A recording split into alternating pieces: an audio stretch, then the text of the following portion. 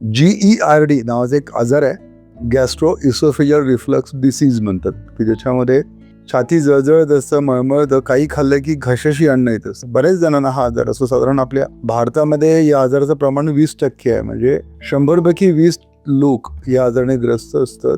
आणि या लोकांना जोपर्यंत ते अँटासिड्स घेत नाहीत, आयदर ओमेपरझल असेल, पेंटाब्रेझल असेल, वेगवेगळ्या प्रकारचे अँटासिड्स अवेलेबल आहेत, जोपर्यंत अँटासिड्स घेत नाही तोपर्यंत त्यांना बरं वाटत नाही. आणि अँटासिडचा टर्न साधारण 2000 कोटीपर्यंत आहे, विचार करा. तर काही व्यक्तींना रोज भोजनासोबत वेगवेगळ्या प्रकारच्या चटण्या खाण्याची सवय असते.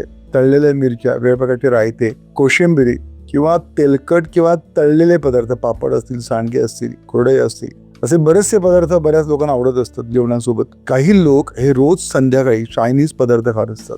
मग गाड्यावरची भेळ काही खातात, पाणीपुरी आहे, रगडा पॅटीस आहे, चाट मसालाच, असे नित्य नियमाने जे खाणारे जर लोक असतात तर त्यांना अशा पित्त वाढवणाऱ्या पदार्थांमुळे प्रकारचा अजीर्ण उत्पन्न होतो.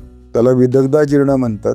आणि एस्पेशली पित्त वाढवणारे पदार्थ खाल्ल्यानंतरच हा अजीर्णाचा प्रकार दिसून येतो प्रॅक्टिसमध्ये. आणि या पित्तामुळे उत्पन्न झालेल्या विदग्धाजीर्णामध्ये सगळ्यात महत्त्वाचं लक्षण म्हणजे छाती जळजळतं, मळमळतं, सतत आंबट गुळण्या येत असतात खाल्ल्यानंतर.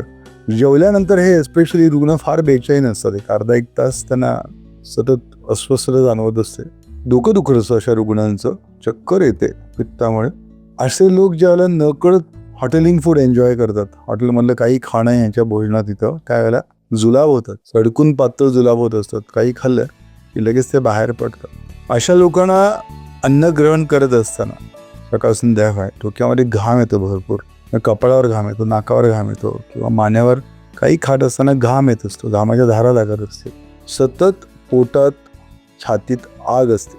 अशा आजारामध्ये थंड पाणी पिणं जास्त शहाणपणाचं असतं. अशा आजारामध्ये मुक्ताशुक्ती, कुठल्याही आयुर्वेदिक औषधाच्या दुकानात तुम्हाला हे औषध मिळतं, किंवा शंखवटी मिळते, किंवा प्रवाळ पंचामृत आहे, शतपत्र्यादी चूर्ण, काही विशिष्ट पित्तशामक औषधी एकत्रित करून शतपत्र्यादी चूर्ण बनवलं जातं. त्याचा एक उपयोग फार सुंदर असतो या आजारात.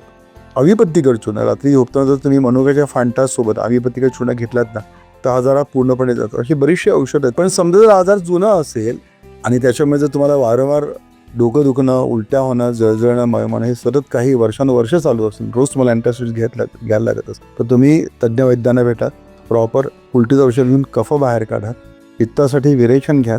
नक्कीच तुमचा आजार कायमचा बरा होऊ शकतो.